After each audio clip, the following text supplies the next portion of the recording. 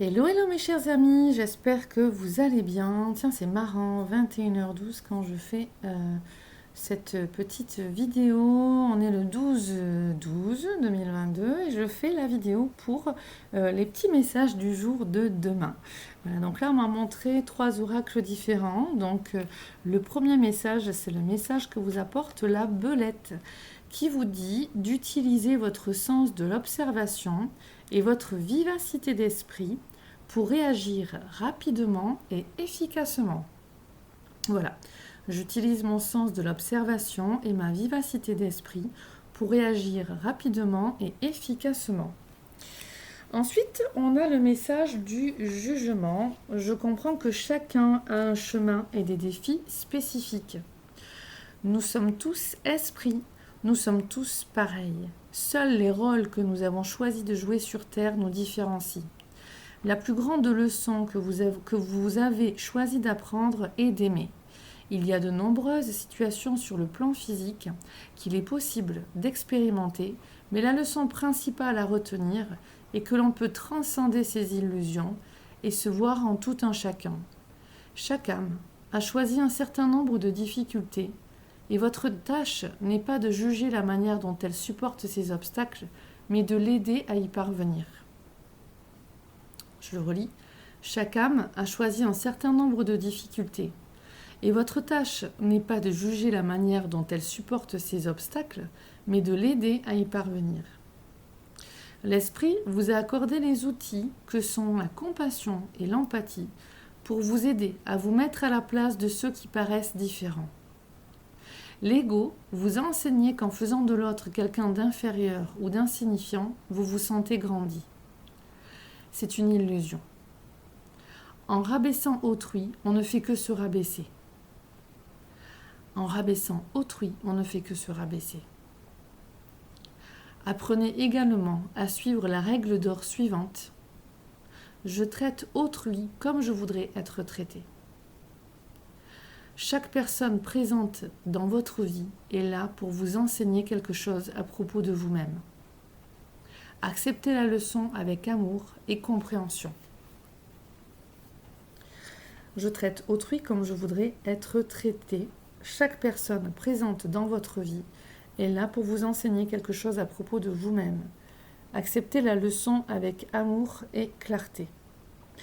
Tant que j'y suis avant de lire la troisième carte, en parlant de cela, ça me ramène à l'effet miroir, vous savez, l'extérieur et le miroir de notre intérieur, de qui on est, là où on est, là où on en est, pardon, ce que l'on porte en nous comme vibration, donc comme émotion, comme pensée, comme paradigme, comme conditionnement, croyance et ainsi de suite. D'accord ? Souvent, je le constate ces derniers mois, alors il y a beaucoup de personnes qui se mettent vraiment à comprendre cette notion d'effet miroir, mais il y a encore beaucoup par moments de mauvaise compréhension par rapport à cet effet miroir, parce que beaucoup l'analysent à un premier degré ou un degré de conscience pas encore assez éveillé. Et donc on va aller dans une analyse, justement, un jugement trop facile, qui n'est pas suffisamment, on me dit, prudent, et qui va juger l'autre et le placer dans une culpabilité. Ça, je le vois beaucoup. Je l'ai vu encore à plusieurs reprises dans des séances individuelles où les personnes qui me consultent justement en échangeant avec des personnes sur le chemin d'éveil se sont permis de juger leur vie dans une analyse de l'effet miroir, mais de bas niveau, quoi, de bas étage, comme on dit. Même si c'est un petit jugement que je porte, mais dans le sens où ça n'a pas du tout porté les fruits que ces personnes souhaitaient en amenant cette analyse, parce que l'analyse a été mal faite. Le jugement a été posé tronqué, sans une analyse beaucoup plus profonde. L'effet miroir, il est très puissant, mais il faut vraiment aller l'analyser correctement. Il y a quand même à être prudent par rapport, voilà, prudent, comme disait le guide par rapport à ça. On continue avec le message suivant.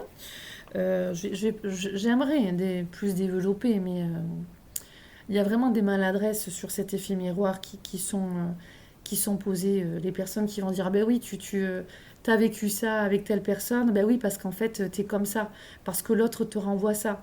J'ai pas plus développé pour pas non plus dévoiler, même si je dis pas les prénoms des personnes en sciences, mais il y a vraiment des choses parfois choquantes que les personnes qui ont parfois aussi un sentiment de supériorité se permettent d'analyser, pensant que c'est bien, hein, pensant qu'ils sont dans le vrai et que c'est bon.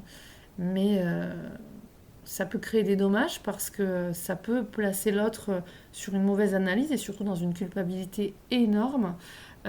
Oui, c'est important de se remettre en question, mais il faut voir comment. Voilà, faut voir comment. Voilà.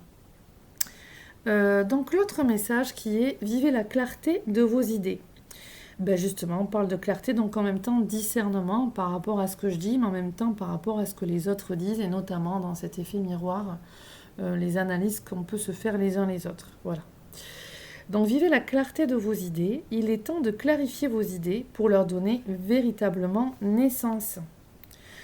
Ce qui rejoint aussi le sens de l'observation et la vivacité d'esprit que nous amène la belette pour réagir rapidement et efficacement. D'accord ? Donc il est temps de clarifier vos idées pour leur donner véritablement naissance. Sortez-les du brouillard qui les empêche de prendre forme. Sortez-les du brouillard qui les empêche de prendre forme et exprimez-les dans toute leur force pour qu'elles puissent enfin s'enraciner dans la matière et préparer le terrain à vos futures actions. C'est génial. Exprimez-les dans toute leur force pour qu'elles puissent enfin s'enraciner dans la matière et préparer le terrain à vos futures actions. Alors, le message complémentaire à cette carte. Clarifier ses idées, les fait émerger dans la lumière. Nicolas Boileau a écrit « Ce que l'on conçoit bien s'énonce clairement, et les mots pour le dire arrivent aisément. » Il faut donc prendre le temps nécessaire pour faire le ménage dans son esprit et aligner sa pensée pour la tirer du chaos indispensable à la conception. Rien ne sert de s'acharner quand tout est brouillé.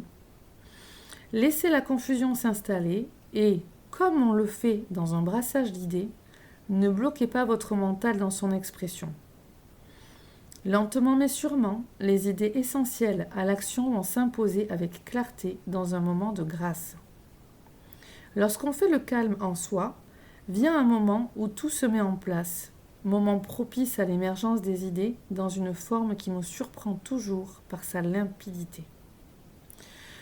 Plus de doute, plus de tergiversation, on sait ce qu'on veut dire et comment on veut le dire. Faites confiance à la capacité de votre cerveau directeur, il saura vous indiquer le chemin à prendre si vous lui donnez l'espace dont il a besoin. C'est lui qui mettra votre intuition en forme, sous forme d'idées claires qui pourront se transformer en actions. Rappelez-vous toutes les fois où vous avez eu l'impression d'avoir une illumination, tellement vos idées étaient claires et bien définies. Vous aviez devant vous le plan dessiné et vos idées s'imprimaient au fur et à mesure, sans effort de votre part. Cela se produisait souvent parce que vous aviez fait vos efforts auparavant, pendant la période de gestation. Vous aviez semé les graines dans votre esprit et vous récoltiez le fruit de ces semences intellectuelles. Retrouvez ces moments de grâce. Vivre la clarté de ses idées, c'est se donner la possibilité de les transmettre aux autres pour bien remplir sa mission de vie. Vous y êtes. Bon, c'est encourageant, c'est très beau tout ça. Eh bien, je vous souhaite, je vous laisse là et je vous souhaite une belle journée pour ce mardi 13 décembre. À bientôt, au revoir.